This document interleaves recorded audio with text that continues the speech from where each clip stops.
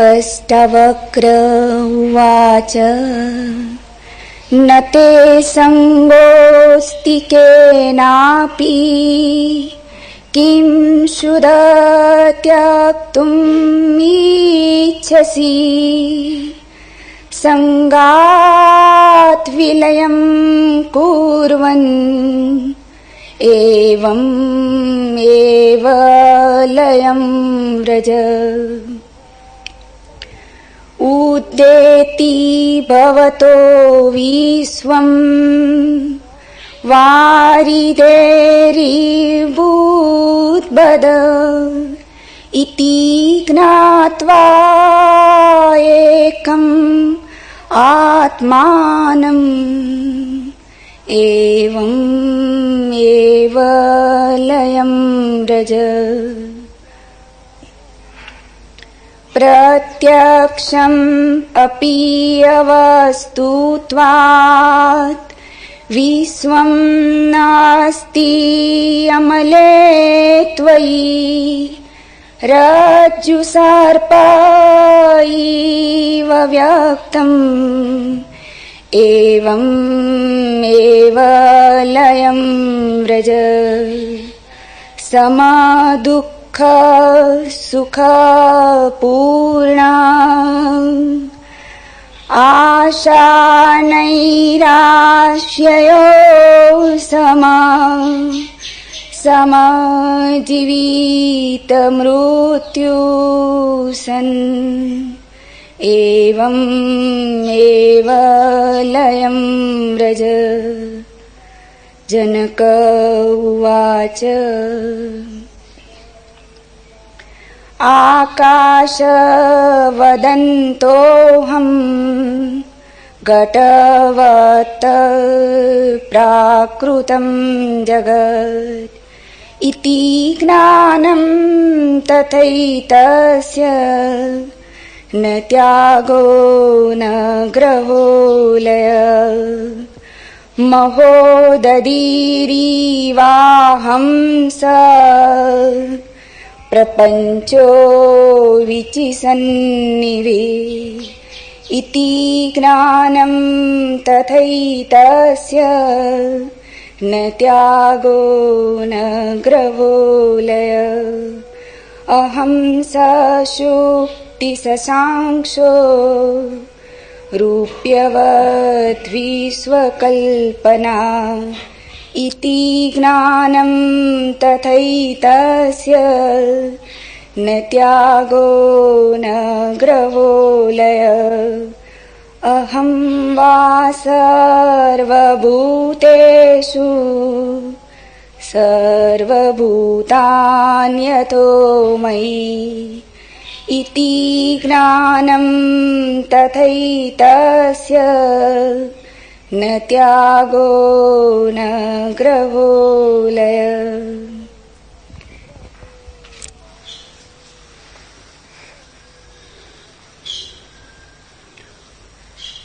संसार छूटता है तो जरूरी नहीं कि अज्ञान की पकड़ छूट जाए। भोग छूटता है तो जरूरी नहीं कि भोग के आंतरिक कारण विनष्ट हो जाएं। आंतरिक कारण तो फिर भी मौजूद रहेंगे। तुम धन छोड़ दो, वो जो पकड़ने की आकांक्षा थी वो त्याग को पकड़ लेगी। तुम घर छोड़ दो, वो जो पकड़ने की आकांक्षा थी आश्रम को पकड़ लेगी। तुम बाजार छोड़ दो, वो जो पकड़ने की पुरानी वृत्ति थी वो एकांत पकड़ लेगी। और पकड़ पकड़ की है, पकड़ छोड़नी है। इसलिए जो व्यक्ति भोग से जागता है उसके लिए तत्क्षण एक दूसरा खतरा पैदा होता है। वो खतरा भोगी को कभी नहीं है, वो खतरा केवल उसको है जो भोग से जागता है। वो खतरा है त्याग में उलझ जाने का। अगर पुरानी आदत बनी ही रही और परिवर्तन बाहरी हुआ भीतर क्रांति ना घटी तो तुम त्याग में उलझ जाओगे, संसारी से सन्यासी हो जाओगे, धन छोड़ दोगे, परिवार घर द्वार छोड़ दोगे, लेकिन भीतर तुम्हारे जो जाल थे पकड़ने के वो मौजूद रहेंगे। तुम कुछ और पकड़ लोगे। एक लंगोटी काफी है, कोई साम्राज्य नहीं चाहिए पकड़ने को। नंगापन भी आदमी पकड़ ले सकता है, त्याग भी आदमी पकड़ ले सकता है। पुरानी सूफियों की एक कथा है। एक सम्राट जब छोटा बच्चा था, स्कूल में पढ़ता था, तो उसकी एक युवक से बड़ी मैत्री थी। फिर जीवन के रास्ते अलग अलग हुए। सम्राट का बेटा तो सम्राट हो गया, वो जो उसका मित्र था वो त्यागी हो गया, वो फकीर हो गया। उसकी दूर दिगंत तक प्रशंसा फैल गई फकीर की। यात्री दूर दूर से उसके चरणों में आने लगे, खोजी उसका सत्संग करने आने लगे। जैसे जैसे खोजियों की भीड़ बढ़ती गई, उसका त्याग भी बढ़ता गया। अंततः उसने वस्त्र भी छोड़ दिए, वो दिगंबर हो गया। फिर तो वो सूर्य की भांति चमकने लगा और त्यागियों को उसने पीछे छोड़ दिया। लेकिन सम्राट को सदा मन में यह होता था कि मैं उसे भली भांति जानता हूं। वो बड़ा अहंकारी था स्कूल के दिनों में, कॉलेज के दिनों में। अचानक इतना महात्याग उसमें फलित हो गया, इस पर भरोसा सम्राट को न आता था। फिर ये जिज्ञासा उसकी बढ़ती गई। अंततः उसने अपने मित्र को निमंत्रण भेजा कि अब तुम महात्यागी हो गए हो, राजधानी आओ, मुझे भी सेवा का अवसर दो, मेरे प्रजाजनों को भी बोध दो, जगाओ। निमंत्रण स्वीकार हुआ। वो फकीर राजधानी की तरफ आया। सम्राट ने उसके स्वागत के लिए बड़ा आयोजन किया। पुराना मित्र था, फिर इतनी ख्याति लब्ध, इतनी प्रशंसा को प्राप्त, इतना गौरवान्वित, तो उसने कुछ छोड़ा नहीं। सारी राजधानी को सजाया, फूलों से, दीपों से। रास्ते पर सुंदर कालीन बिछाए, बहुमूल्य कालीन बिछाए। जहां से उसका प्रवेश होना था वहां से राजमहल तक दिवाली की स्थिति खड़ी कर दी। फकीर आया, लेकिन सम्राट हैरान हुआ। वो नगर के द्वार पर उसकी प्रतीक्षा करता था अपने पूरे दरबारियों को लेके। लेकिन चकित हुआ, वर्षा के दिन न थे, राहें सूखी पड़ी थीं, लोग पानी के लिए तड़फ रहे थे और फकीर घुटनों तक कीचड़ से भरा था। वो भरोसा न कर सका कि इतनी कीचड़ राह में कहां मिल गई और घुटने तक कीचड़ से भरा हुआ है। पर सबके सामने कुछ कहना ठीक न था। दोनों राजमहल पहुंचे। जब दोनों एकांत में पहुंचे तो सम्राट ने पूछा कि मुझे कहें यह अड़चन कहां आई, आपके पैर कीचड़ से भरे हैं। उसने कहा अड़चन का कोई सवाल नहीं। जब मैं आ रहा था तो लोगों ने मुझसे कहा कि तुम्हें पता है तुम्हारा मित्र सम्राट अपना वैभव दिखाने के लिए राजधानी को सजा रहा है। वो तुम्हें झेपाना चाहता है, तुम्हें कहना चाहता तुमने क्या पाया, नंगे फकीर हो, देखो मुझे। उसने रास्तों पर बहुमूल्य कालीन बिछाए, लाखों रुपए खर्च किए गए हैं, राजधानी दुल्हन की तरह सजी। वो तुम्हें दिखाना चाहता है, वो तुम्हें फीका करना चाहता है। तो मैंने कहा कि देख लिए ऐसा फीका करने वाले, अगर वो बहुमूल्य कालीन बिछा सकता है तो मैं फकीर हूं, मैं कीचड़ भरे पैरों उन कालीनों पर चल सकता हूं, मैं 2 कौड़ी का मूल्य नहीं मानता। जब उसने ये बातें कही तो सम्राट ने कहा अब मैं निश्चिंत हुआ, मेरी जिज्ञासा शांत हुई, आपने मुझे तृप्त कर दिया, यही मेरी जिज्ञासा थी। फकीर ने पूछा क्या जिज्ञासा थी? यही जिज्ञासा थी कि आपको मैं सदा से जानता हूं। स्कूल में, कॉलेज में आपसे ज्यादा अहंकारी कोई भी न था। आप इतनी विनम्रता को उपलब्ध हो गए, यही मुझे संदेह होता था। अब मुझे कोई चिंता नहीं, आओ हम गले मिलें, हम एक ही जैसे हैं, तुम मुझे जैसे हो, कुछ फर्क नहीं हुआ है। मैंने एक तरह से अपने अहंकार को भरने की चेष्टा की है सम्राट होकर, तुम दूसरी तरह से उसी अहंकार को भरने की चेष्टा कर रहे हो। हमारी दिशाएं अलग हों, हमारे लक्ष्य अलग नहीं। और मैं तुमसे इतना कहना चाहता हूं, मुझे तो पता है कि मैं अहंकारी हूं, तुम्हें पता ही नहीं कि तुम अहंकारी हो। तो मैं तो किसी ना किसी दिन इस अहंकार से ऊब ही जाऊंगा। तुम कैसे ऊबोगे? तुम पर मुझे बड़ी दया आती। तुमने तो अहंकार को खूब सजा लिया, तुमने तो उसे त्याग के वस्त्र पहना दिए। जो व्यक्ति संसार से ऊबता है उसके लिए त्याग का खतरा है। दुनिया में दो तरह के संसारी हैं, एक जो दुकानों में बैठे हैं और एक जो मंदिरों में बैठे। दुनिया में दो तरह के संसारी हैं, एक जो धन इकट्ठा कर रहे हैं, एक जिन्होंने धन पर लात मार दी। दुनिया में दो तरह के दुनियादार हैं, एक जो बाहर की चीजों से अपने को भर रहे हैं और दूसरे जो सोचते हैं कि बाहर की चीजों को छोड़ने से अपने को भर लेंगे। दोनों की भ्रांति एक ही है। न तो बाहर की चीजों से कभी कोई अपने को भर सकता है और न बाहर की चीजों को छोड़ के कोई अपने को भर सकता है। भराव का कोई भी संबंध बाहर से नहीं है।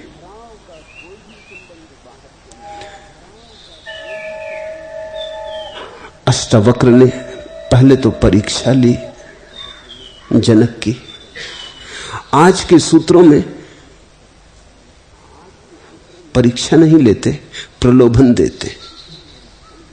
वो प्रलोभन जो हर त्यागी के लिए खड़ा होता है, वो प्रलोभन जो भोग से भागते हुए आदमी के लिए खड़ा होता है। आज वो फुसलाते हैं जनक को कि तू त्यागी हो जा, अब तुझे ज्ञान हो गया, अब तू त्याग को उपलब्ध हो जा, अब छोड़ सब, अब उठ इस माया मोह के ऊपर। ये जो सूक्ष्म प्रलोभन अष्टावक्र देते हैं जनक को, ये पहली परीक्षा से भी कठिनतर परीक्षा है। लेकिन ये प्रत्येक भोग से हटने वाले आदमी के जीवन में आता है, इसलिए बिल्कुल ठीक अष्टावक्र करते। ठीक ही है ये प्रलोभन का देना। और जब तक कोई त्याग से भी मुक्त ना हो जाए तब तक कोई मुक्त नहीं होता है। भोग से तो मुक्त होना ही है, त्याग से भी मुक्त होना है, संसार से तो मुक्त होना ही है, मोक्ष से भी मुक्त होना है, तभी परम मुक्ति फलित होती है। परम मुक्ति का अर्थ ही यही है कि अब कोई चीज की आकांक्षा न रहे। त्याग में तो आकांक्षा है। तुम त्याग करते हो तो किसी कारण करते हो, और जहां कारण है वहां कैसा त्याग। फिर भोग और त्याग में फर्क क्या रहा? दोनों का गणित तो एक हो गया।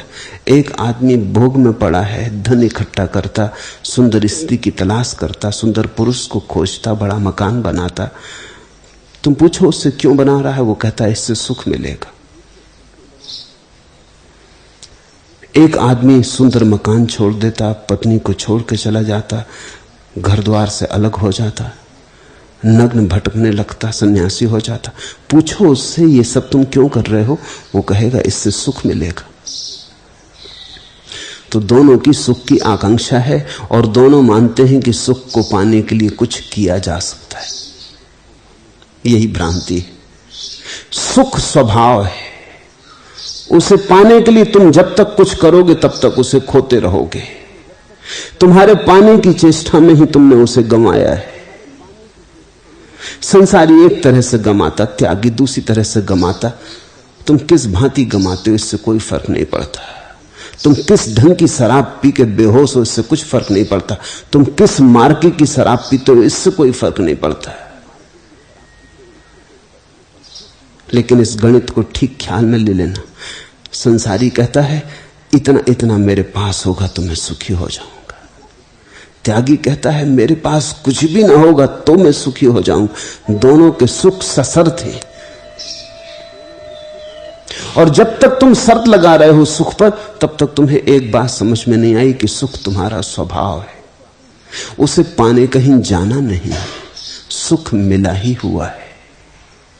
तुम जाना छोड़ दो, तुम कहीं भी खोजो मत, तुम अपने भीतर विश्राम में उतर जाओ। यही तो अष्टावक्र ने प्राथमिक सूत्रों में कहा, चैतन्य में विश्राम को पहुंच जाना ही सुख है, आनंद है, सच्चिदानंद है।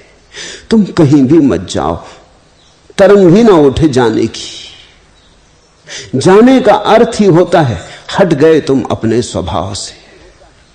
मांगा तुमने कुछ, चाहा तुमने कुछ, खोजा तुमने कुछ, च्युत हुए अपने स्वभाव से। न मांगा, न खोजा, न कहीं गए, कि आंख बंद डूबे अपने में। जो है वो इसी क्षण तुम्हारे पास है। जो है उसे तुम सदा से लेके चलते रहे हो। जो है वो तुम्हारी गुदड़ी में छिपा है। वो हीरा तुम्हारी गुदड़ी में पड़ा है। तुम गुदड़ी देखते हो और भीख मांगते हो, तुम सोचते हो हमारे पास क्या, और हीरा गुदड़ी में पड़ा है। तुम गुदड़ी खोलो और जिससे तुम खोजते थे तुम चकित हो जाओगे। वही तो आश्चर्य है जो जनक को आंदोलित कर दिया है। जनक कह रहे हैं आश्चर्य, ऐसा मन होता है कि अपने को ही नमस्कार कर लूं, कि अपने ही चरण छू लूं। हद हो गई, जो मिला ही था उसे खोजता था। मैं तो परमेश्वरों का परमेश्वर हूं। मैं तो इस सारे जगत का सार हूं। मैं तो सम्राट हूं ही और भिखारी बना घूमता था।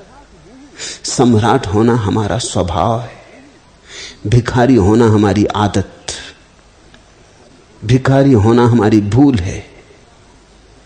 भूल को ठीक कर लेना है, न कहीं खोजने जाना है, न कुछ खोजना है।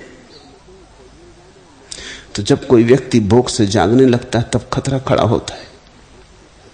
फिर भी वो मांगेगा वही। तंग आ चुका हूं सिद्दते जहदे हयात से, मुतरिब शुरू कोई मोहब्बत का राग कर। घबरा चुका हूं जीवन के संघर्ष से, तंग आ चुका हूं सिद्दते जहदे हयात से। बहुत हो गया ये संघर्ष, अब और नहीं, अब हिम्मत ना रही, अब टूट चुका हूं। मुतरिब शुरू कोई मोहब्बत का राग कर। हे गायक, अब तू प्रेम का गीत गा। मगर ये मामला क्या हुआ? अगर जिंदगी के राग से ऊब गए हो तो ये प्रेम का गीत, ये तो फिर जिंदगी का राग शुरू हुआ। अगर जिंदगी के संघर्ष से ऊब गए हो तो फिर प्रेम का की अभीप्सा, फिर जीवन की शुरुआत हो जाएगी।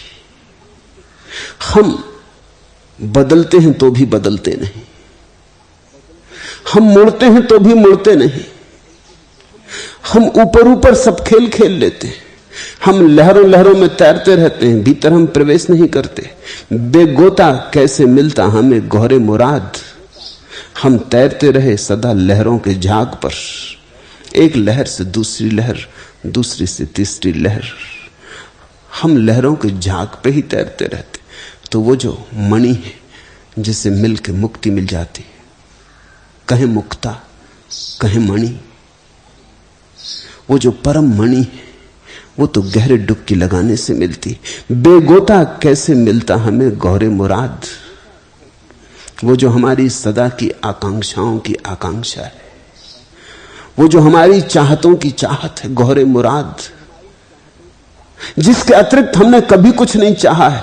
हमने सब ढंग सब रंग में उसी को चाहा है। कोई धन में खोजता है, कोई पद में खोजता है, लेकिन हम खोजते परमात्मा को ही।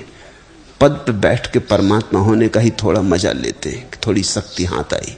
धन पास होता है तो परमात्मा का थोड़ा सा मजा लेते हैं कि हम दीन दरिद्र नहीं। ज्ञान होता है तो परमात्मा का थोड़ा सा मजा लेते हैं, हम अज्ञानी नहीं। बेगोता कैसे मिलता हमें गौरे मुराद, वो परमात्मा ही गौरे मुराद है। उसको हमने बहुत बहुत लहरों में खोजा, कभी पाया नहीं। हाथ में झाग लगता है, लहर को पकड़ते हैं, झाग मुट्ठी में रह जाता है, मगर फिर दूसरी लहर पर उठा झाग हमें बुलाने लगता है। झाग बड़ा सुंदर लगता है। कभी सूरज की सुबह की किरणों में झाग बड़ा रंगीन लगता है। मणि मुक्ताएं हार जाएं, ऐसी शुभ्रता, ऐसे रंग, ऐसे इंद्रधनुष झाग में दिखाई पड़ सकते। दूर उठती लहर के ऊपर झाग ऐसे लगता है जैसे हिमालय पर बर्फ जमी हो, पवित्र। झाग ऐसे लगता है जैसे सारे समुद्र का सार नवनीत हो। हाथ बांधो, मुट्ठी बांधो, कुछ भी हाथ नहीं आता। बेगोता कैसे मिलता हमें गौहरे मुराद, हम तैरते रहे सदा लहरों के झाग पर। हमने बहुत बार करवटें बदली मगर एक लहर से दूसरी लहर में उलझ गए। मैं तुमसे यह कहना चाहता हूं कि तुम में से बहुत अनेक बार सन्यासी हुए, फिर भोगी हुए, फिर सन्यासी हुए, फिर भोगी हुए। ये करवटें तुम बहुत बार बदल चुके हो। ये कुछ नया खेल नहीं, ये खेल बड़ा पुराना है। तुम इसमें बड़े निष्णात हो चुके हो। कई बार मैं देखता हूं कुछ लोग जब पहली दफा सन्यास लेने आते हैं, वो सोचते हैं कि पहली दफा सन्यास लेने आए। उनके भीतर मैं झांकता हूं तो मैं आश्चर्य से भर जाता हूं। ये तो वो कई बार कर चुके हैं, क्या इस बार भी फिर पुराना ही खेल जारी रखेंगे कि इस बार क्रांति होगी? मैं सोचने लगता, ये फिर एक नई लहर होगी या गहराई में उतरना होगा? भोगियों को देखता हूं तो भोगी सन्यास का सपना देखते मिलते, और सन्यासियों से भी मैं मिलता रहा हूं, वर्षों तक घूमता रहा हूं, सब तरह के सन्यासियों से मिला हूं। सन्यासियों को भोग के सपने आने शुरू हो जाते। ये बड़ा मजा है। जो लहर जिस पे तुम सवार होते हो वो व्यर्थ मालूम होती, और जो लहर दूर है वो दूर के ढोल सुहावने, वो बड़ी आकर्षक मालूम होती। भोगी कहता है कि त्यागी बड़ा आनंद ले रहा होगा, इसलिए तो भोगी त्यागी के चरण छूने जाता है। कब तुम्हें अकल आएगी, कब तुम्हारी आंखें खुलेंगी? अगर तुमने त्यागी के चरण सिर्फ इसलिए छुए कि तुम सोचते हो कि त्यागी मजा ले रहा, तो खतरा है जब तुम भोग से उबोगे तुम त्यागी हो जाओगे। क्योंकि पैर तुम उसी के छूना चाहते हो जो तुम होना चाहते हो। पैर छूना तो केवल इंगित है। तुम तो खबर दे रहे हो कि अगर हमारा बस चले तो ऐसे होते, जरा मुसीबत है, इसलिए उलझे। मुल्ला नसरुद्दीन एक दिन बड़ा उदास था। मैंने पूछा तुम इतने उदास क्यों हो? माना कि तुम्हारी पत्नी मर गई लेकिन तुम अभी जवान हो, दूसरी शादी हो सकती है। सच तो यह है कि कुछ लोगों ने मेरे पास आके कहा भी कि किसी तरह मुल्ला को राजी कर दें, उनकी जवान लड़की। मुल्ला ने कहा कर तो लूं, लेकिन इसके 4 कारण कर नहीं सकता हूं। 4 कारण? मैंने कहा ब्रह्मचारी भी 4 कारण नहीं गिना सके अब तक शादी ना करने के, तू बता 4 कारण। उसने कहा 4 कारण है, 3 लड़कियां और 1 लड़का। इन 4 कारणों के कारण विवाह कर सकता नहीं।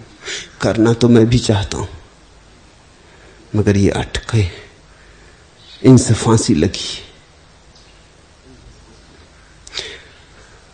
भोगी त्यागी के पैर छूने जाता है, लेकिन 1000 कारण अटके हैं उसके गले में, अन्यथा वो भी त्यागी होना चाहता।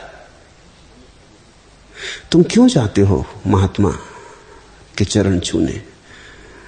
तुम सोचते हो कभी ऐसे सद्भाग्य होंगे मेरे भी कि मैं भी महात्मा हो जाऊंगा। अभी नहीं हो सकता तो कम से कम चरण तो छू सकता हूं, अभी नहीं हो सकता तो कम से कम समादर तो दे सकता हूं। तुम्हारा समादर तुम्हारी अपनी ही भविष्य की आकांक्षाओं के चरणों में चढ़ाए गए फूल है। तुम किसी महात्मा के चरण थोड़ी छू रहे हो, तुम अपने ही भविष्य की प्रतिमा के चरणों में झुक रहे हो। कभी अगर तुम्हें मौका मिला 4 कारण ना रहे तब खतरा आएगा, तब तुम छलांग लगा के सन्यासी हो जाओगे, त्यागी हो जाओगे। और मैं त्यागियों को जानता हूं, वो त्यागी होके तड़फ रहे। मुझसे एक 70-75 साल बूढ़े सन्यासी ने कहा कि आपसे कह सकता हूं, किसी और से तो कह भी नहीं सकता, ये दर्द ऐसा कहो किससे? लोग मेरे पैर छूने आते हैं, उनसे तो मैं कह नहीं सकता, वो तो मुझे आदर देते हैं, उनसे तो सत्य कहा नहीं जा सकता। लेकिन आपसे कहता हूं कि 40 साल हो गए मुझे सन्यास लिए। जैन मुनि हैं, 40 साल से सब त्यागा है लेकिन कुछ मिला नहीं। अब तो ये शक होने लगा इस बुढ़ापे में, उन्होंने मुझसे कहा कि कहीं मैंने भूल तो नहीं कर दी। अब तो रात मुझे सपने आने लगे हैं कि इससे तो बेहतर था मैं गृहस्थ ही रहता, घर द्वार था, पत्नी थी, बच्चे थे, इससे तो मैं वही बेहतर था। अब तो मुझे शक होने लगा अपने उपक्रम पर। 40 साल पहले की बातें मुझे अप्रीतिकर लगने लगी कि वही ठीक था, इससे तो वही ठीक था। अब वो लहर जो 40 साल पहले छोड़ी थी अब फिर झाग से भर गई। अब उस लहर की सिर पर फिर सुंदर झाग ने मुकुट रचा दिए, फिर इंद्रधनुष पैदा हो रहे हैं। ये तुम चकित हो गए जान के कि बुरे आदमी अच्छे आदमी होने के सपने देखते हैं, अच्छे आदमी बुरे आदमी होने के सपने देखते हैं। अगर तुम साधु संतों के सपनों में झांक जाओ तो तुम घबरा जाओगे, वहां तुम अपराधियों को छिपा पाओगे। और अगर तुम जेल खानों में जाओ और अपराधियों के सपनों में झांको, उनकी खोपड़ी में एक खिड़की बना लो और उनका सपना देखो, तुम चकित हो जाओगे कि वो सब ऊब गए हैं, थक गए हैं बुरा कर करके। अब वो भले होना चाहते, अब वो किसी तरह उनको एक बार मौका मिल जाए तो वो दुनिया में सिद्ध कर देना चाहते हैं कि वो अपराधी नहीं है, संत है। ये दूसरी बात है कि जेल से जब वो छूटेंगे 10-15 साल बाद, तब फिर बाहर की लहरें ताजी मालूम होने लगेंगी। ये दूसरी बात है। लेकिन आदमी हमेशा वहां के सपने देखता है जहां नहीं है। जनक की ये जो ज्ञान की घटना घटी है, अष्टावक्र परीक्षा लिए, अब उसे प्रलोभन देते हैं। ये प्रलोभन और भी गहरी परीक्षा है। अब वो कहते हैं कि फिर ठीक, जब तुझे ज्ञान ही हो गया जनक, तो अब छोड़, अब त्याग में उतर जा। अगर जनक इसमें फंस गया तो असफल हुआ, तो गहरी परीक्षा में असफल हुआ।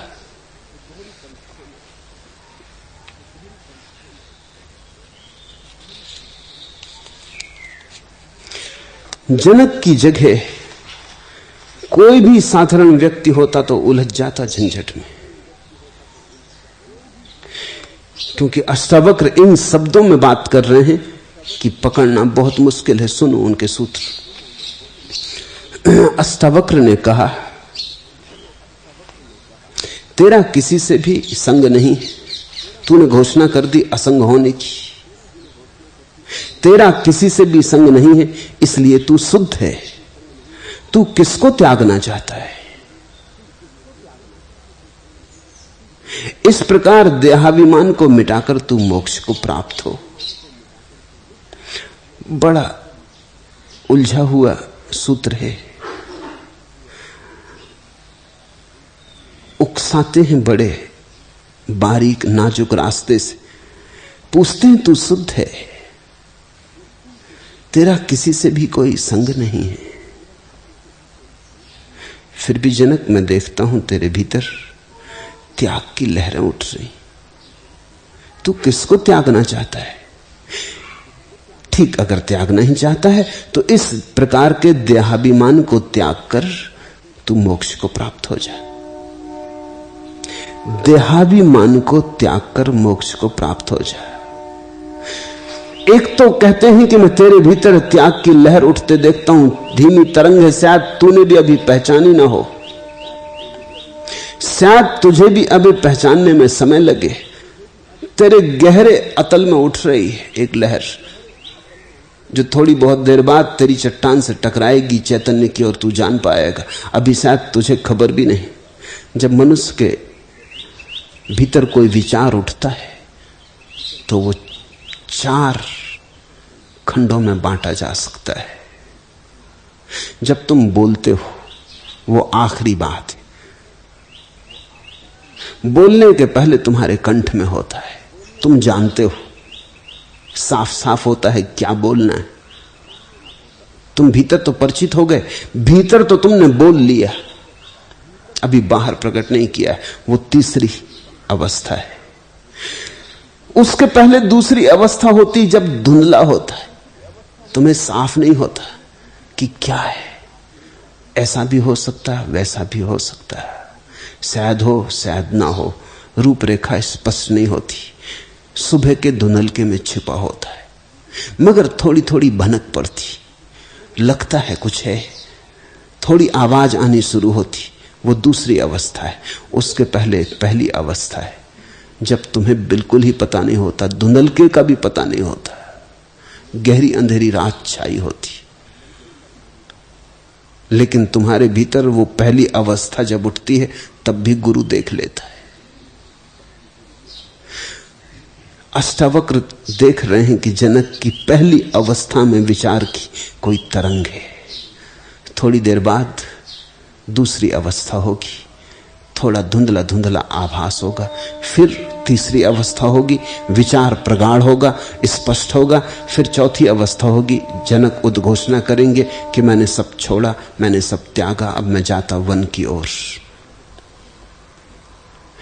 इसके पहले कि विचार यहां तक पहुंच जाए, क्योंकि यहां तक पहुंच के फिर लौटना मुश्किल हो जाता है। विचार से मुक्त होने की प्रक्रिया यही है कि पहली अवस्था में विचार को अगर पकड़ लिया जाए तो तुम कभी उसके बंधन में नहीं पड़ते। तुमने बीज में पकड़ लिया वृक्ष को, वृक्ष पैदा ही नहीं हो पाता। अधिक लोग तो जब वृक्ष न केवल पैदा हो जाता है, उसमें फल लग जाते, न केवल फल लग जाते बल्कि वृक्ष हजारों बीजों को अपने चारों तरफ फेंक देता भूमि में, तब सजग होते हैं। तब बड़ी देर हो गई। तब तुम इस वृक्ष को उखाड़ भी दो तो भी फर्क नहीं पड़ने वाला, क्योंकि हजारों बीज फेंक चुका। समय आने पर वे फूटेंगे, हजारों वृक्ष बनेंगे। और तुम्हारी पुरानी आदत है, तुम तभी पकड़ोगे जब वृक्ष बन जाएंगे, बीज गिर जाएंगे, तब तुम फिर पकड़ोगे, फिर तुम काट देना। तुम वृक्षों को काटते रहना और वृक्षों का कोई अंत ना होगा। वृक्षों की नई श्रृंखलाएं आती चली जाएंगी। ऐसा ही हमारे जीवन में होता है। बुद्ध ने विपस्सना का प्रयोग दिया है अपने भिक्षुओं को। विपस्सना का कुल अर्थ इतना ही है कि तुम इस भांति भीतर सजग होते जाओ कि धीरे धीरे तुम्हें पहली अवस्था में विचार दिखाई पड़ने लगे। जब पहली अवस्था में विचार दिखाई पड़ता है, बड़ी सरल है बात, इतना ही कह देना काफी है, बस क्षमा कर, नहीं इच्छा है पढ़ने की इसमें। इतना भाव ही कि नहीं पर्याप्त है और बीज दग्ध हो जाता है। दूसरी अवस्था में थोड़ा कठिन है, थोड़ा संघर्ष करना पड़ेगा। तीसरी अवस्था में और भी कठिन है, संघर्ष करोगी तो भी जीत पाओगे, संदिग्ध है। चौथी अवस्था में तो बहुत मुश्किल है, घोषणा हो चुकी, तुम फंस गए। लौटना करीब करीब असंभव हो जाता है।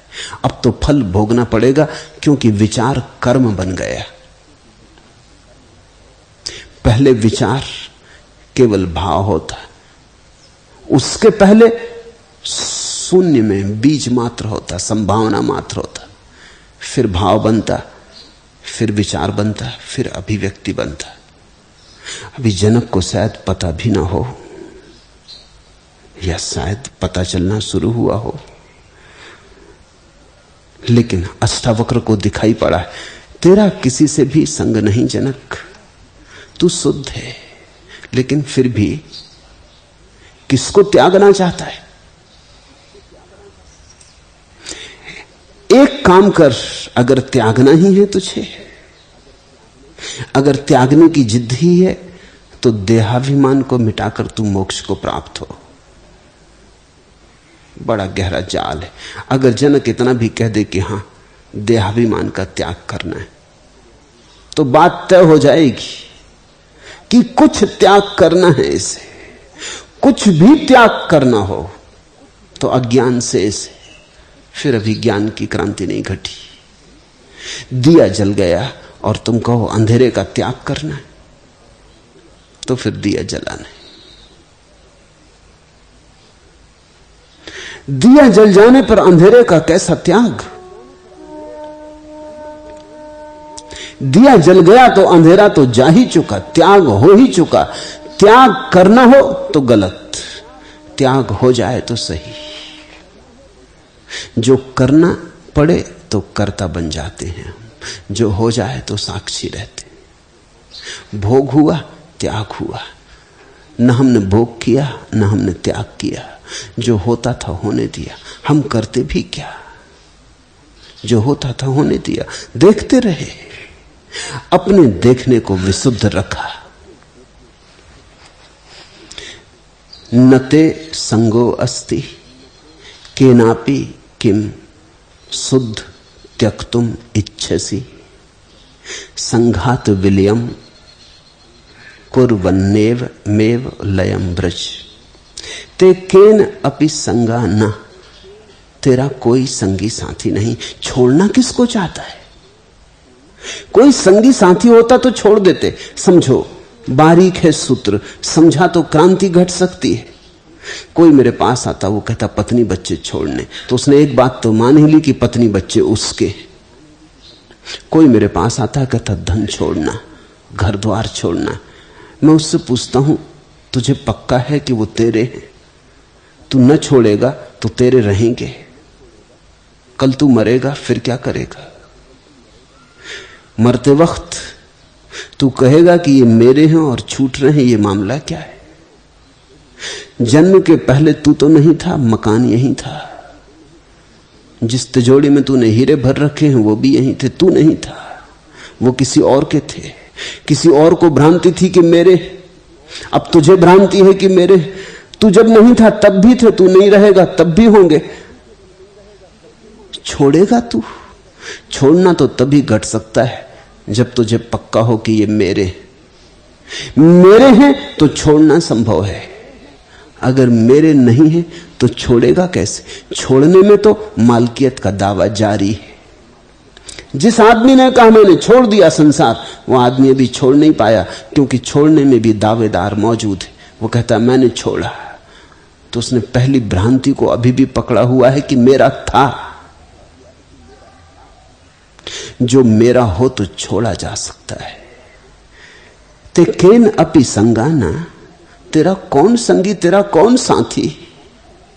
अकेला तू आता, अकेला तू जाता, न कुछ लेके आता न कुछ लेके जाता, खाली हाथ आता खाली हाथ जाता। मामला तो अजीब ही है।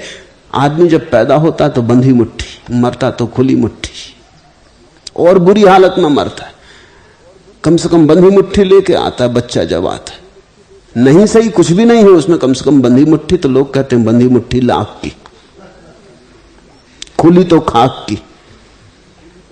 जब मरता है तो मुट्ठी खुल जाती, खाक की हो जाती। ना तो बंधी मुट्ठी में कुछ था, ना खुली मुट्ठी में कुछ था, लेकिन बंधी मुट्ठी में कम से कम भ्रम तो था कि कुछ है। न हम कुछ लाते न हम कुछ ले जाते। छोड़ेगा क्या? छोड़ने को क्या है? ते केन अपि संगाना अतः शुद्धा। बड़ा अद्भुत सूत्र है, बड़े वैज्ञानिक सूत्र है। तेरा कोई संगी नहीं, साथी नहीं, तेरी कोई मालकियत नहीं, तेरी कोई वस्तु नहीं, अतः शुद्धा, इसलिए तू शुद्ध है। क्योंकि मालकियत भ्रष्ट करती है। तुमने देखा, जिस चीज पे मालकियत कायम करो उसी की मालकियत तुम पे कायम हो जाती है। बनो किसी स्त्री के स्वामी और वो तुम्हारी मालिक हो गई। बनो मकान के मालिक और मकान तुम्हारा मालिक हो गया।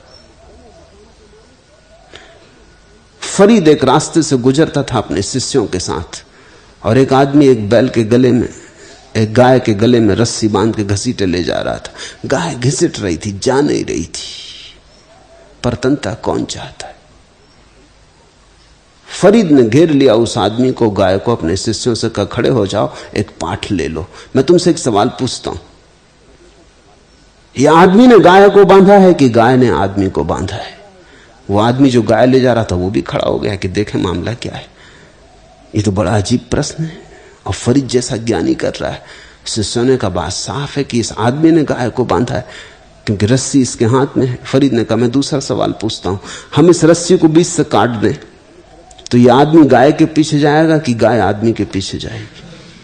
तब शिष्यों ने कहा तब जरा झंझट, अगर रस्सी काट दी तो इतना तो पक्का, ये गाय तो भागने को तैयार ही खड़ी, ये इसके पीछे जाने वाली नहीं है, ये आदमी ही इसके पीछे जाएगा। तो फरीद ने कहा ऊपर से दिखता है कि रस्सी गले में बंधी गाय के, पीछे से गहरे में समझो तो आदमी के गले में बंधी। जिसके हम मालिक होते उसकी हम पे मालकियत हो जाती। तुम धन के कारण धनी थोड़ी होते हो, धन के गुलाम हो जाते हो। धन के कारण धनी हो जाओ तो धन में कुछ भी खराबी नहीं है, लेकिन धन के कारण कभी कोई विरला धनी हो पाता है। धन के कारण तो लोग गुलाम हो जाते।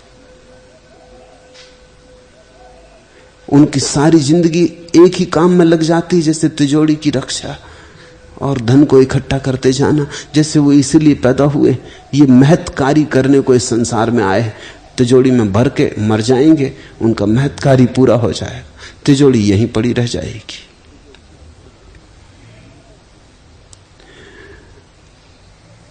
अष्टावक्र कहते हैं, तेरा कोई नहीं, तू किसी का नहीं, अकेला है अतः शुद्ध। इसलिए मैं घोषणा करता हूं कि तू शुद्ध है, शुद्ध तेरा स्वभाव है। जब भी कोई चीज किसी दूसरी चीज से मिल जाती तो अशुद्ध हो जाती। विजाति से मिलने से अशुद्धि होती। प्रत्येक चीज अपने आप में तो शुद्धि होती, ये ध्यान रखना। तुम कहते हो इस दूध वाले ने पानी मिला दिया दूध में तो दूध अशुद्ध हो गया। तुमने कभी दूसरी बात सोची कि पानी भी अशुद्ध हो गया? वो तो तुम्हें जरूरत दूध की है, इसलिए तुम दूध की फिक्र करते हो कि दूध अशुद्ध हो गया। लेकिन दूध, अगर दूध वाला ये कहे कि मैंने बिल्कुल शुद्ध पानी मिलाया, कैसी नासमझी की बात करते हो कि अशुद्ध हो गया? पानी बिल्कुल शुद्ध था, मैंने मिलाया, दूध भी शुद्ध था, शुद्धता दोहरी हो गई। तुम अशुद्धता की बात कर रहे हो। कोई अशुद्ध पानी नहीं मिलाया, कोई डबरे से सड़क के किनारे नहीं भर के मिला दिया, बिल्कुल शुद्ध करके उबाल के प्रासुक इसमें मिलाया है। तुम कैसे कहते हो कि यह अशुद्ध है? दो शुद्ध चीजें जब मिलती हैं तो सीधा गणित है कि शुद्धि दोहरी हो जानी चाहिए, दुगनी हो जानी चाहिए। मगर जिंदगी में गणित नहीं चलता, जिंदगी गणित से कुछ ज्यादा है। दो शुद्ध चीजों को भी मिलाओ तो दोनों अशुद्ध हो जाती। तुम कहते हो दूध अशुद्ध हो गया क्योंकि दूध की तुम्हें जरूरत है, दूध के दाम लगते। पानी भी अशुद्ध हो गया।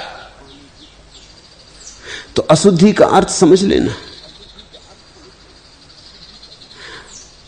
मलमूत्र भी पड़ा हो और तुम उसमें सोना डाल दो तो मलमूत्र भी अशुद्ध हो गया। मलमूत्र मलमूत्र की तरह शुद्ध है। शुद्ध का मतलब यह कि सिर्फ स्वयं है।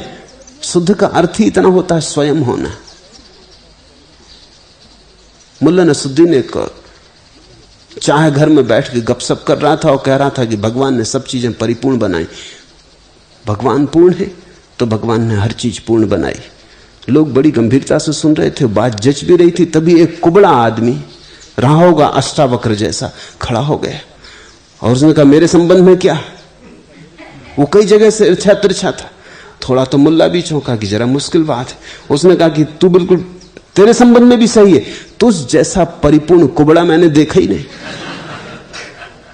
तू बिल्कुल पूर्ण कुबड़ा है, इसमें और सुधार करने का उपाय नहीं। परमात्मा बनाते ही पूर्ण चीजें, तुझे पूर्ण कुबड़ा बनाया।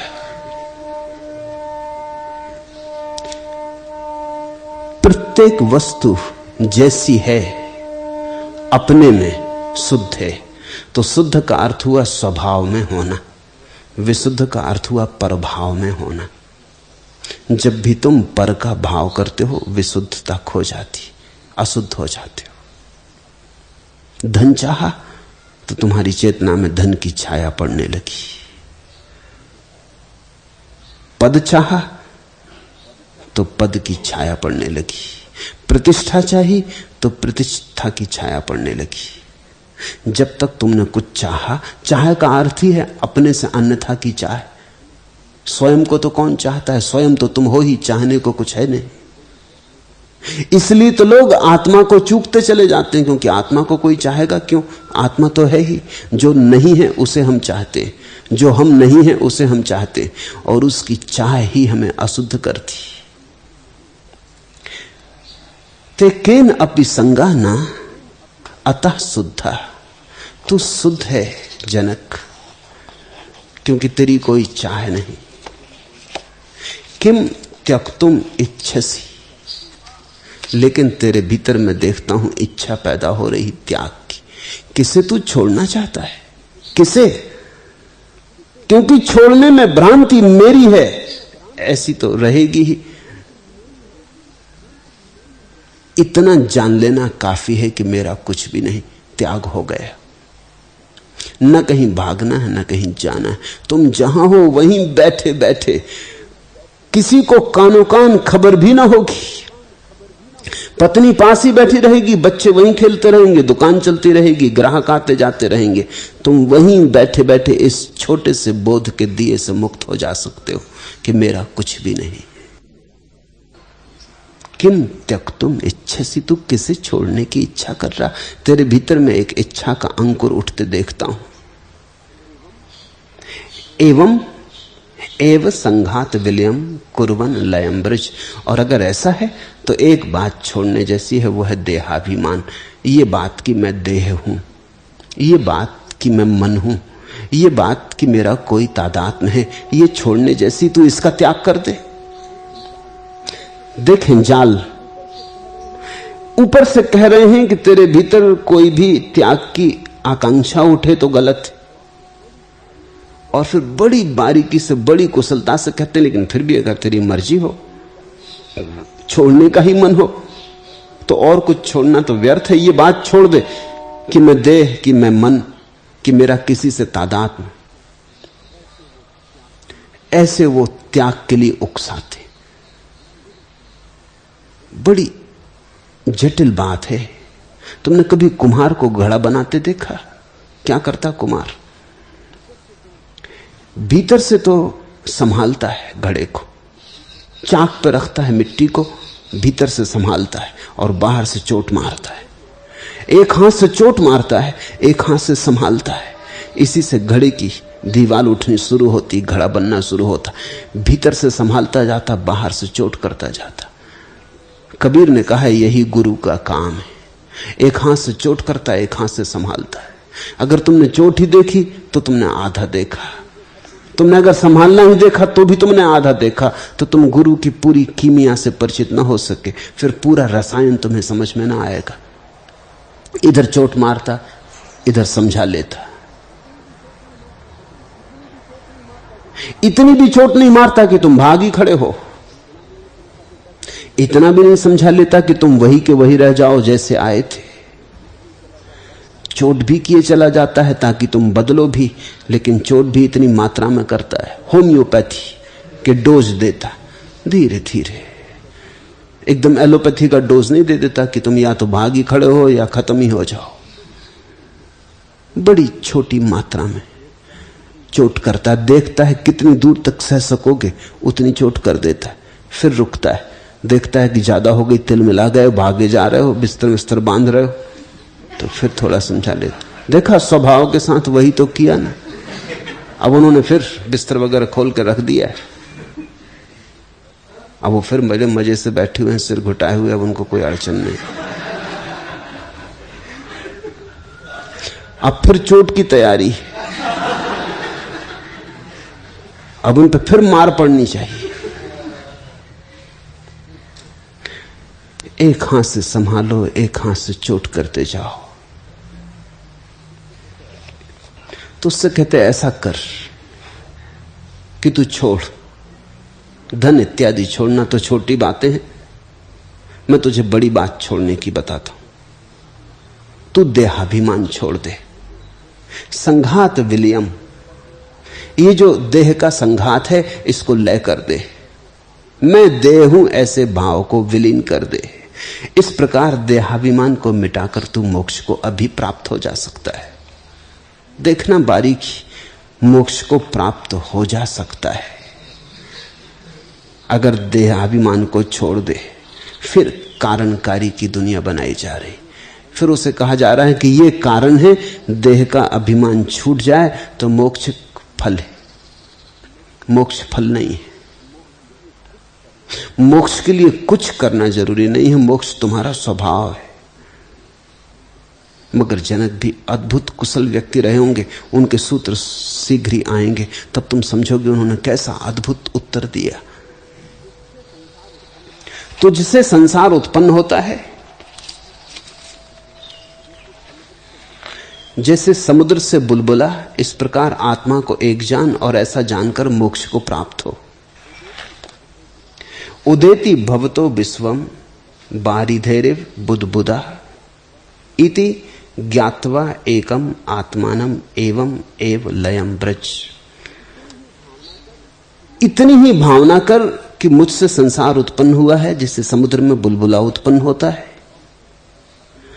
और अपने को और जगत को, स्वयं को और समष्टि को एक मानकर, एक जानकर तू मोक्ष को प्राप्त हो जा। जैसे कि मोक्ष किसी जानने पर निर्भर है, जैसे मोक्ष के लिए कोई ज्ञान आवश्यक है। अगर मोक्ष के लिए कुछ भी आवश्यक है तो वो मोक्ष ना रहा, क्योंकि जिस मोक्ष के लिए कोई कारण है वो कारण पर निर्भर होगा, उसकी शर्त हो गई, वो कारण से बंधा होगा।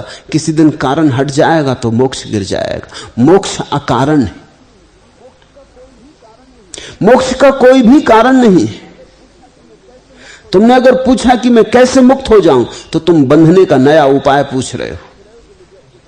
तुम पूछ रहे हो कि मुझे अब कुछ और बताएं, पुराने बंधन पुराने पड़ गए, उनमें अब रस नहीं आता, अब मैं कैसे मुक्त हो जाऊं। तो कोई कहता है अब तुम योगासन करो, इससे मुक्त हो जाओगे। तो पहले तुम दुकान पर बैठे थे, गद्दी पे आसन लगा रहे थे, अब तुम बैठ गए कहीं जंगल में जाके झाड़ के नीचे योगासन लगाने लगे। मगर जारी रहा काम, आकांक्षा भविष्य की रही। मोक्ष तो है ही, तुम कुछ ना करो, मोक्ष है। जब तुम कुछ भी नहीं करते होगे, उसी क्षण तुम्हें दिखाई पड़ेगा कि करने से ऊर्जा मुक्त हुई कि फिर क्या करेगी, फिर देखेगी। कर्ता में ऊर्जा उलझी रहे तो साक्षी नहीं बन पाती। वही ऊर्जा जब कर्ता में नहीं उलझी होती, कुछ करने को नहीं होता, तो साक्षी बन जाती। ज़ेन गुरु अपने शिष्यों को कहते हैं बस बैठो और कुछ ना करो।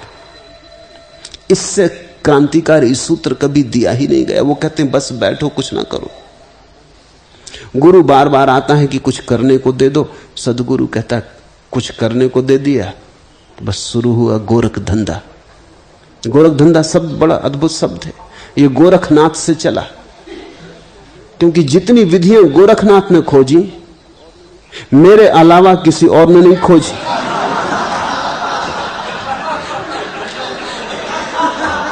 गोरख धंधा मानते नहीं, कुछ करेंगे, करो, कुंडली करो, नाद ब्रह्म करो।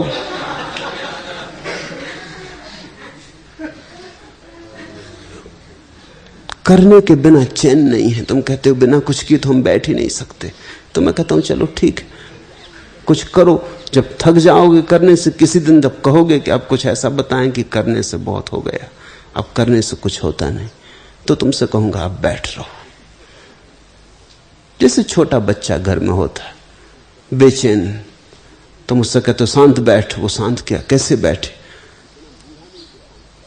इतना बूढ़ा नहीं कि शांत बैठे, अभी ऊर्जा से भरा है, अभी उबल रही आग, अभी वो शांत भी बैठे तो कसमस आता है, हिलता डुलता है, रात में सो भी नहीं सकता, बिस्तर से नीचे गिर जाता है, तो करबटें बदलता है, हाथ पैर फेंकता है, अभी तो शक्ति उठ रही। तुम उससे कहते हो शांत बैठ, आंख बंद कर, वो बैठ नहीं सकता। उसके लिए तो एक ही उपाय, उससे कहो कि जा घर के 15 चक्कर लगा, जोर से दौड़ना, फिर कुछ कहने की जरूरत ना रहेगी, वो 15 चक्कर लगा के खुद ही शांति से आके बैठ जाएंगे।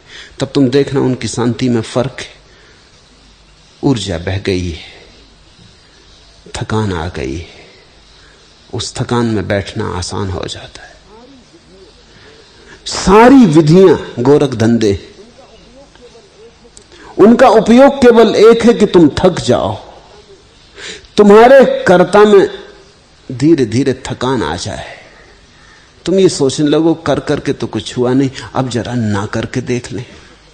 तुम करने से ऐसे परेशान हो जाओ कि एक दिन तुम कहने लगो कि अब तो प्रभु करने से छुड़ाओ, अब तो ये करना बड़ा जान लिए ले रहा है, अब तो हम शांत होना चाहते हैं, बैठना चाहते हैं। जब तुम ही शांत बैठना चाहोगे तभी शांत बैठ सकोगे।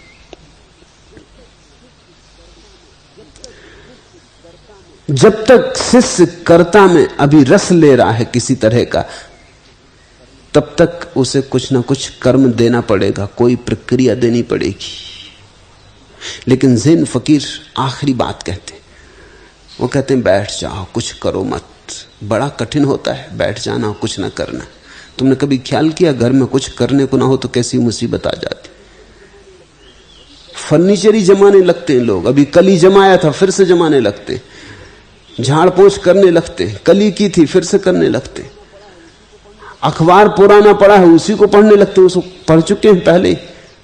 तुमने कभी ख्याल किया?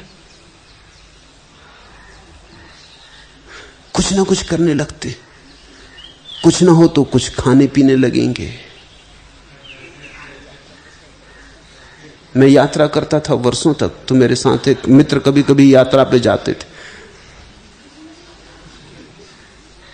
तो वो मुझसे बोले कि बड़ी अजीब बात है, घर ऐसी भूख नहीं लगती। ट्रेन में मेरे साथ कभी उनको 30 घंटे बैठना पड़ता, घर ऐसी भूख नहीं लगती, क्या मामला है? और घर तो काम में लगे रहते और भूख नहीं लगती, वहां ट्रेन में तो सिर्फ बैठे हुए। ट्रेन में अनेक लोगों को भूख लगती, और अगर घर से कुछ कलेवा लेके चले फिर तो बड़ी बेचैनी हो जाती, फिर तो कब खोलें। तो मैंने उनसे कहा कि इसका कारण कुल इतना है कि तुम खाली नहीं बैठ सकते। अब ये एक झांझेन हो गया, एक क्रिया हो गई झेन की कि बैठे ट्रेन में 30 घंटे तक कुछ काम भी नहीं, बाहर भी कब तक देखो, आंखें थक जाती, अखबार भी कब तक पढ़ो, थोड़ी देर में चुक जाता है। तो कुछ खाओ, फिर से बिस्तर जमाओ, फिर से सूटकेस खोल के देखो जैसे किसी और का है, तुम ही जमा के आए हो घर से, उसको व्यवस्थित कर लो। मैंने देखा कि मैं देखता रहता कि क्या कर रहे वो, फिर चले बाथरूम। क्यों? अभी तुम गए थे, न मालूम क्या मामला है, खिड़की खोलते बंद करते,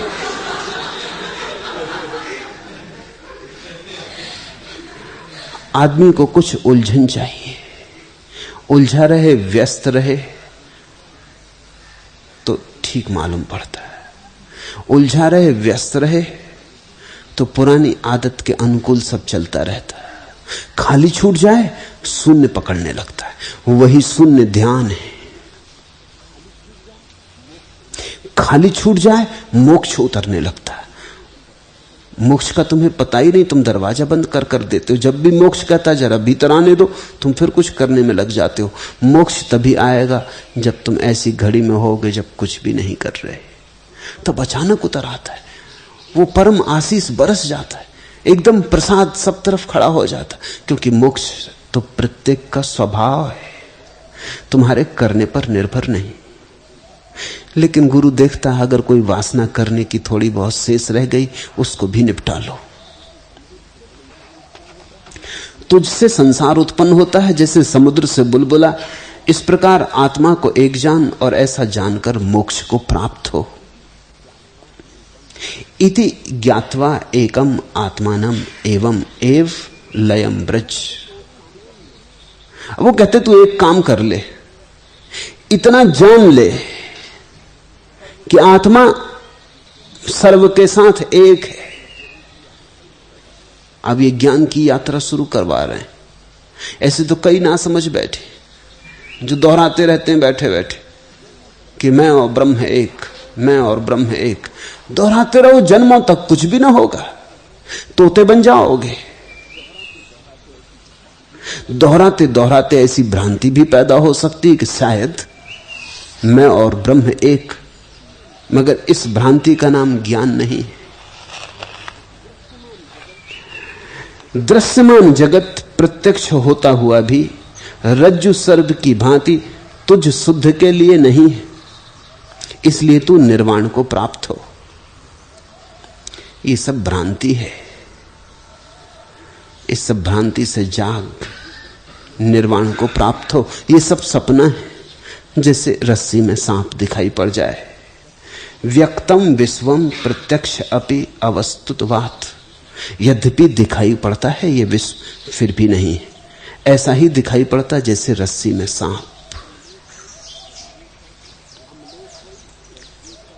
अम्ले त्वयि रज्जु सर्पा इवना अस्ति। तुझ शुद्ध में, तुझ बुद्ध में कोई भी मल, कोई भी दोष नहीं है। अगर दोष दिखाई भी पड़ता हो तो वो भी रज्जु में सर्पवत है। एवं एव लयम ब्रज, ऐसा जानकर तू लय को प्राप्त हो जा, तू निर्वाण को प्राप्त हो जा। दो ही बातें हैं जो संसार के भोग से जागे हुए आदमी को पकड़ सकती, एक त्याग और एक ज्ञान। त्याग कि छोड़ो, तपश्चर्या में उतरो, उपवास करो, नींद त्यागो, इसको छोड़ो उसको छोड़ो। और ज्ञान, ऐसा जानो वैसा जानो और जानने को मजबूत करो। दो तरह के लोग हैं संसार में। जो बहुत सक्रिय प्रवृत्ति के लोग हैं वो तो संसार से छूटते ही त्याग में लग जाते। जो थोड़ी निष्क्रिय प्रवृत्ति के लोग हैं, विचारक वृत्ति के लोग हैं, वो संसार से छूटते ही ज्ञान में लग जाते। मगर दोनों ही अड़चने हैं। तुम अक्सर पाओगे या तो संसार से भागा हुआ आदमी पंडित हो जाता, शास्त्र दोहराने लगता, या शरीर को गलाने लगता, सताने लगता। दोनों ही अवरोध है। न तो यहां कुछ जानने को है, न यहां कुछ करने को है। ज्ञाता तुम्हारे भीतर छुपा है, जानना क्या है? जानने वाला तुम्हारे भीतर बैठा है, सबको जानने वाला तुम्हारे भीतर बैठा है, जानना क्या है? ये अध्यात्म के आत्यंतिक उद्घोष है। इसलिए तुम्हें कठिन भी मालूम पड़े तो भी समझने की कोशिश करना। दुख और सुख जिसके लिए समान है, जो पूर्ण है, जो आशा और निराशा में समान है, जीवन और मृत्यु में समान है, ऐसा होकर तू निर्वाण को प्राप्त हो। सम दुख सुखा पूर्ण आशा नैरास्यो समा। सुख दुख जिसे समान दिखाई पड़े, आशा निराशा जिसे समान दिखाई पड़े, यही तो वैराग्य की परिभाषा है। समजीवित मृत्यु, मृत्यु और जीवन भी जिसे समान मालूम पड़े, सन्नेव मेव लयम ब्रज, ऐसा जानकर तू निर्वाण को प्राप्त कर ले जनक। फिर एक लक्ष्य दे रहे हो उसे, या तो त्याग दे देहाभिमान, और या मैं स्वयं परम ब्रह्म हूं, आत्मा हूं, आत्मा सर्व से एक है, ऐसे ज्ञान को पकड़ ले। ये दो रास्ते हैं तेरे मुक्त हो जाने के। अगर कोई भी साधारण साधक होता तो उलझ गया होता। अगर सक्रिय व्यक्ति होता तो कर्म योग में पड़ जाता, अगर निष्क्रिय व्यक्ति होता तो ज्ञान योग में पड़ जाता। भक्ति की बात अष्टावक्र ने नहीं उठाई क्योंकि जनक में उसकी कोई संभावना नहीं थी।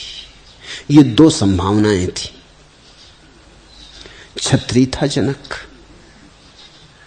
तो सक्रिय होने की संभावना थी, बीज रूप से योद्धा था तो सक्रिय होने की संभावना थी। इसलिए तो जैनों के सारे तीर्थंकर चूंकि क्षत्रिय थे गहन त्याग में पड़ गए। तो एक तो संभावना थी कि जनक महात्यागी हो जाए, और एक संभावना थी क्योंकि सम्राट था, सुशिक्षित था, सुसंस्कृत था, उस जगत का, उस जमाने का जो भी शुद्धतम ज्ञान संभव था वो जनक को उपलब्ध हुआ था। दूसरी संभावना थी बड़ा विचारक हो जाए। भक्ति की कोई संभावना न दिखाई पड़ी होगी, इसलिए अष्टावक्र ने वो कोई सवाल नहीं उठाया। ये दो सवाल उठाए। ये दो अचेतन में पड़ी हुई संभावनाएं, कहीं भीतर सरकती हुई गुंजाइश, इनमें अंकुरण हो सकता है। हम अपने ही ढंग से समझते हैं, कुछ भी कहा जाए। मैं तुमसे कह रहा हूं जितने लोग यहां उतनी बातें पैदा हो जाएंगी। मैं तो एक ही हूं कहने वाला, लेकिन जितने लोग यहां उतनी बातें पैदा हो जाएंगी। लोग अपने ढंग से समझते हैं। मुल्ला नसरुद्दीन के बेटे से मेरी बात हो रही थी, छोटा बच्चा है। उसने अचानक मुझसे पूछा कि आप एक बात बताएं, आप सबके सवाल का जवाब देते हैं, मेरे सवाल का जवाब दें। आदमी जब मरता है तो उसकी जान कहां से निकलती। छोटे बच्चे अक्सर ऐसी बात पूछ लेते। मैं भी थोड़ा चौंका। मैंने उससे पूछा, तुझे पता है कहां से निकलती? वो हंसने लगा। उसने कहा, मुझे पता है। कभी तो पहले तू बता दे। तो उसने कहा, खिड़की से निकलती। मैंने उससे पूछा, अच्छा यह कैसे, तुझे कैसे पता चला? उसने कहा, एक दिन मैंने देखा कि पापा, अर्थात मुल्ला नसरुद्दीन, एक दिन मैंने देखा कि पापा जब खिड़की के पास खड़े थे, नीचे सड़क से कोई लड़की निकल रही थी, तो वो बोले, ठहरो मेरी जान। तभी मैंने समझा कि जान खिड़की से निकल जाती। छोटा बच्चा है, उसने ठीक समझा, जहां तक समझ सकता था बिल्कुल ठीक समझा। हम वही समझते हैं जो हम समझ सकते। जनक ऐसा समझा जैसा जनक समझ सकता है। जनक की समझ बड़ी असाधारण है, बड़ी विशिष्ट है। वो साधारण व्यक्ति की समझ नहीं है। अष्टावक्र को भी थोड़ा सा रहा होगा कि पता नहीं जनक समझ पाएगा कि नहीं समझ पाएगा। स्वाभाविक भी है, क्योंकि ये घटना इतनी बड़ी है, ये ऊंचाई इतनी बड़ी है, यहां तक कोई चढ़ पाएगा कि नहीं चढ़ पाएगा।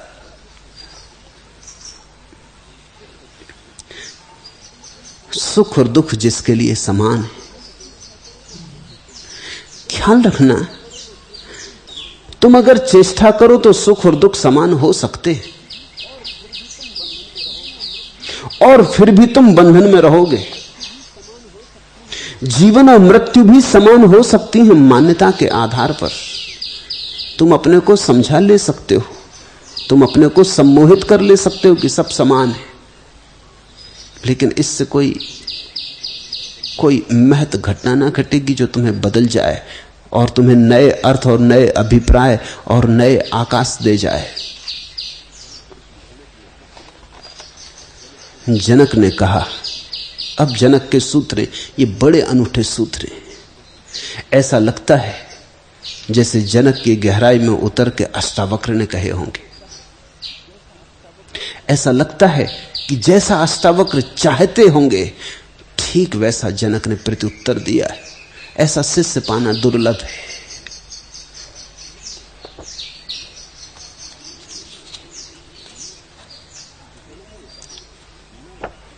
जनक ने कहा, मैं आकाश की भांति हूं, संसार घड़े की भांति प्रकृति जन्य है। ऐसा ज्ञान है, इसलिए न इसका त्याग है और न ग्रहण है और न लय है। बड़ी क्रांति की बात कही जनक ने। नाच उठे होंगे अष्टावक्र, माना कि उनका शरीर 8 जगह से टेढ़ा था, लेकिन इस क्षण रुक ना सके होंगे, नाचे होंगे। ये तो परम कमल खिला, सहस्त्रार खिला। आकाश वदंतो अहम घटवत प्राकृतम जगत, मैं हूं आकाश की भांति। संसार तो घड़े की भांति है, बनता और मिटता रहता, आकाश पर इसका कोई परिणाम नहीं। संसार उठते हैं, बनते हैं, मिटते हैं, जैसे सपने बनते उठते मिटते हैं, लेकिन साक्षी तो आकाश जैसा शुद्ध बना रहता। मुझे कोई चीज अशुद्ध कर ही नहीं सकती, इसकी घोषणा की जनक ने। इसलिए आप ये तो बात ही छोड़ दें कि मैं शुद्ध होके और मुक्ति को प्राप्त हो जाऊं। मैं कभी अशुद्ध हुआ ही नहीं। माना कि दूध में पानी मिलाया जा सकता है, क्योंकि दूध और पानी दोनों ही एक ही ढंग के पदार्थ हैं। तुम तेल में पानी को तो ना मिला सकोगे, फिर भी तेल और पानी को साथ साथ तो किया ही जा सकता है। मिले ना मिले, एक ही बोतल में भरा तो जा ही सकता है, क्योंकि दोनों फिर भी पदार्थ हैं। लेकिन आकाश को तो तुम किसी चीज से भी मिला नहीं सकते। आकाश तो शुद्ध निर्विकार है। इस पृथ्वी पर कितने लोग पैदा हुए, अच्छे बुरे, पुण्यात्मा पापी, कितने युद्ध हुए, कितने प्रेम घटे, कितने वसंत आए, कितने पतझड़ हुए। आकाश तो निर्विकार खड़ा रहता, कोई रेखा नहीं छूट जाती। आकाश में तो कोई आकार नहीं बनता। इति ज्ञानम, ये बड़ी अद्भुत बात है। जनक कहते हैं मैं आकाशवत हूं, इति ज्ञानम, यही ज्ञान है। अब और किस ज्ञान की आप मुझसे कह रहे हैं कि मैं ज्ञान को पालूं, ज्ञान को खोज लूं? ज्ञान हो गया। इति ज्ञानम तथे तस्य न त्यागो न ग्रहो लया। सारे आध्यात्मिक साहित्य में ऐसा सूत्र तुम न खोज सकोगे। ऐसा तो बहुत से शास्त्र हैं जो कहते हैं न भोग है न त्याग है, लेकिन जनक कहते हैं न भोग है न त्याग है न मोक्ष, लय भी नहीं है। ये तीसरी बात सोचने जैसी है। मैं आकाश की भांति हूं, संसार घड़े की भांति प्रकृति जन है। घड़े बनते मिटते रहते। घड़ा जब बन जाता है तो घड़े के भीतर आकाश हो जाता है, घड़े के बाहर हो जाता है। घड़ा फूट जाता है, भीतर का आकाश बाहर का आकाश फिर एक हो जाते हैं। शायद जब घड़ा बना रहता है तब भी बाहर और भीतर के आकाश अलग नहीं होते, क्योंकि घड़ा पोरस है, छिद्रों से आकाश जुड़ा हुआ है। आकाश छिन्न भिन्न नहीं होता, खंडित नहीं होता। तुम तलवार से आकाश को काट तो नहीं सकते। सब सीमाएं काल्पनिक है, बनाई हुई है। आकाश पर कोई रेखा खिंचती नहीं। मैं आकाश की भांति हूं, ऐसा ज्ञान है। इति ज्ञानम, इसलिए न इसका त्याग है, न इसका ग्रहण है और न लय है। मैं समुद्र के समान हूं, यह संसार तरंगों के सदृश है।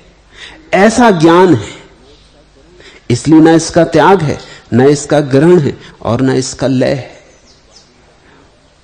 महो दधि वारी वहम सब प्रपंचो वीचि सन्निधा इति ज्ञानम तथे तस्य न त्यागो न ग्रहो लया। जनक कहने लगे मुझे गुरुदेव उलझाओ मत, तुम मुझे उलझा ना सकोगे, मुझे तुमने जगा ही दिया। अब जाल ना फेंको। अब तुम्हारे प्रलोभन किसी भी काम के नहीं है। खूब ऊंचे प्रलोभन तुम दे रहे हो कि ऐसा जान के तू मुक्ति को प्राप्त हो जा। जनक कहते हैं मैं मुक्त हूं, इति ज्ञानम, ऐसा ज्ञान है। अब और कहां ज्ञान बचा?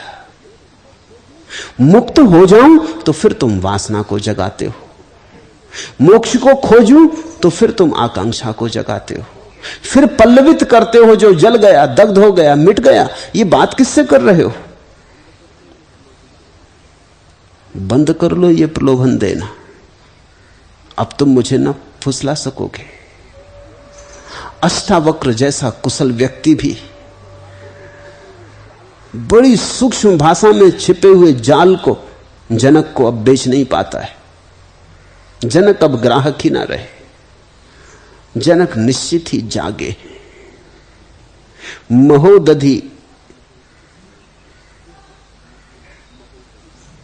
जैसे समुद्र में महोदधि में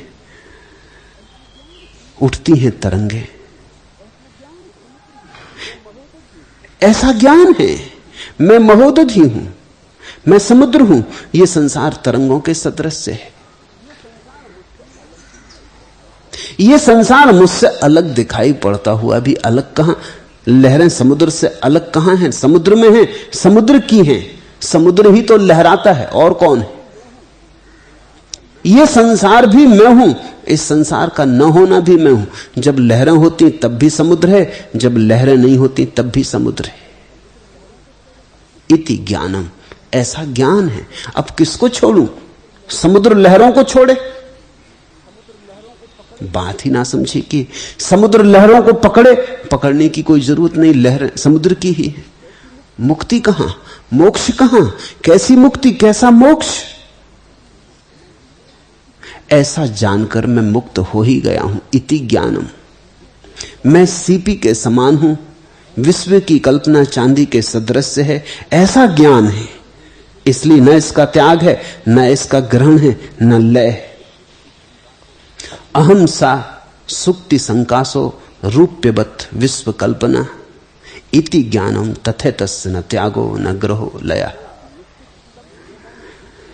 मैं निश्चित सब भूतों में हूं और यह सब भूत मुझ में है, ऐसा ज्ञान है।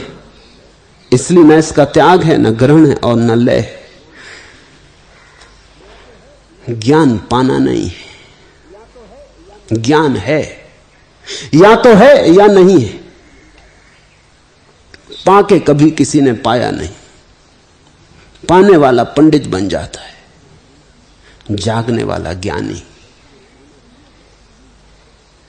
जो होना चाहिए वो हुआ ही हुआ है, जैसा होना चाहिए वैसा ही है। अन्यथा क्षण भर को न तो हुआ था न हो सकता है। इस दशा को जो उपलब्ध हो जाए वही संत है। कुछ लोग हैं जो संसार में पाने में लगे, धन मिलना चाहिए, पद मिलना चाहिए, प्रतिष्ठा। कुछ लोग हैं जो स्वर्ग पाने में लगे, वहां पद मिलना चाहिए, वहां प्रतिष्ठा। कुछ लोग हैं जो इस संसार की कमाई कर रहे हैं, कुछ लोग परलोक की कमाई कर रहे हैं। किन्हीं का बैंक यहां है, किन्हीं का दूर स्वर्गों में, पर कोई फर्क नहीं पड़ता, दोनों कमाने में लगे। संत वही है जो कहता है कैसा कमाना, ये सारा जगत मेरा है, इस सारे जगत का मैं हूं, मुझ में और इस जगत में रत्ती मात्र भी फासला नहीं। अब तो इस मंजिल पे आ पहुंचे हैं तेरी चाहत में। खुद को तुझ में पाते हैं हम, तुझको खुद में पाते हैं। अब ये मैं तू का फासला नहीं है, ये सिर्फ भाषा का खेल है, शायद लीला है। एक तरंग दूसरी तरंग से अलग नहीं है। अब तो इस मंजिल पर आ पहुंचे हैं तेरी चाहत में। खुद को तुझ में पाते हैं हम, तुझको खुद में पाते हैं। ऐसी घड़ी इति ज्ञानम, जमाले निगारा पे असआर कहकर करारे दिले आशिका हो गए हम। सना साए राजे जहां हो गए हम, तो बेफिक्रे सूदो जया हो गए हम। संसार के रहस्य से परिचित हो गए तो फिर सब लाभ हानि से निश्चिंत हो गए। यहां ना कुछ लाभ है, यहां ना कुछ हानि है, क्योंकि यहां हमारे अतिरिक्त कोई है ही नहीं। न तो कोई छीन सकता है, न कोई दे सकता है। न तो लोभ में कुछ अर्थ है, न क्रोध में कुछ अर्थ है। क्रोध ऐसा ही है जैसे कोई अपने ही चांटा अपने ही गाल पे मार ले। लोभ ऐसा ही है जैसे कोई अपने ही घर में अपनी ही चीजों को छिपा के संभाल के रख ले अपने से ही, कि कहीं चोरी ना कर बैठो। जमाले निगारा पे असआर कहकर करारे दिले आशिका हो गए हम। सनासाए राजे जहां हो गए हम, जान लिया सनासाए राजे जहां हो गए हम, जान लिया रहस्य जगत का, जीवन का, संसार का रहस्य खुल गया। तो बेफिक्रे सूदों जया हो गए हम। अब न कुछ हानि है, अब न कोई लाभ है। आप किससे कहते हैं? जनक ने कहा सुख दुख में समान हो जा। यहां सुख है कहां, दुख है कहां?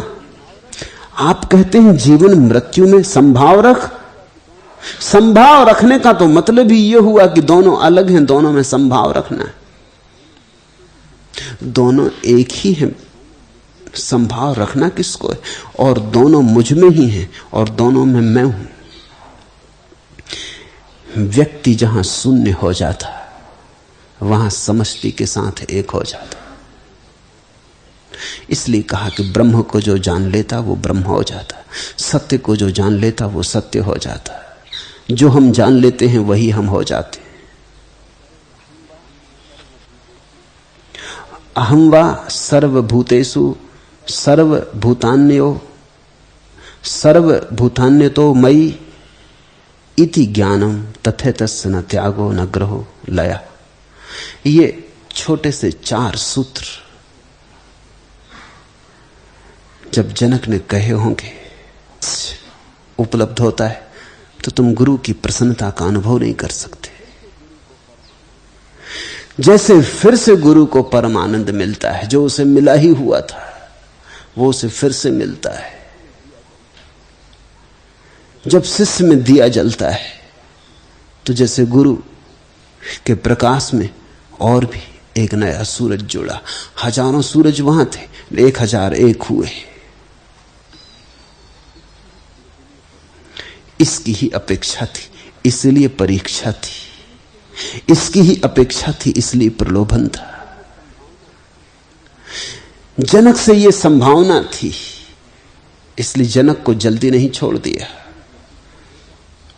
जिन शिष्यों को गुरु जल्दी छोड़ देता है वो इसलिए छोड़ देता है कि उनकी संभावना बहुत नहीं है, उन्हें ज्यादा कसने में वो टूट जाएंगे।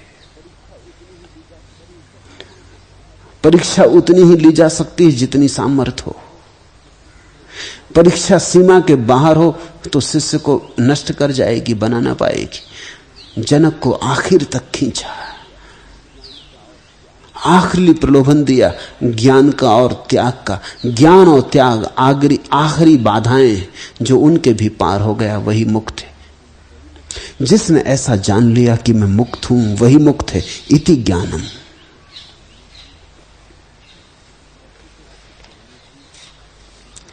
ऐसे तो अज्ञानी भी बड़ी ज्ञान की बातें कर लेते। अक्सर अज्ञानी ज्ञान की बातें करते, तभी तो अपने अज्ञान को छिपा पाते, नहीं तो छिपाएंगे कैसे। ज्ञान की बातों में अज्ञान खूब व्यवस्था से छिप जाता है। रोग हो, बीमारी हो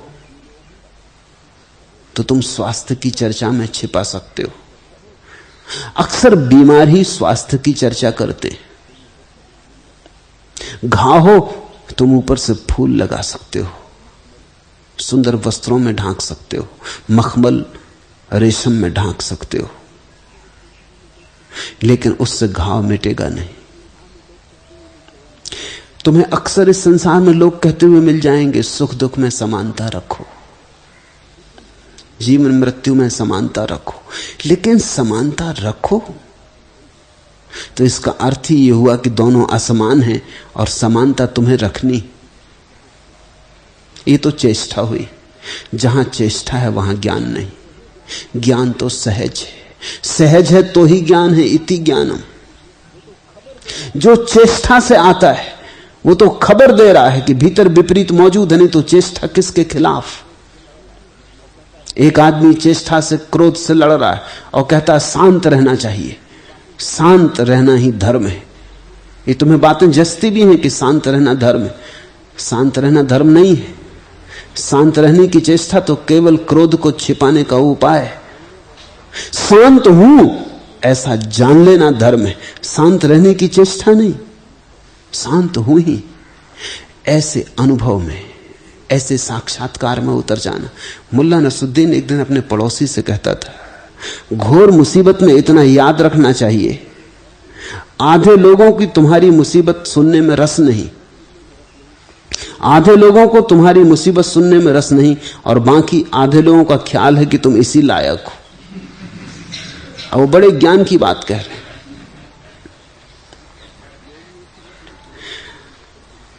अज्ञानियों से भी तुम ज्ञान के बड़े वचन सुनोगे, हालांकि उनके कारण हमेशा गलत होंगे।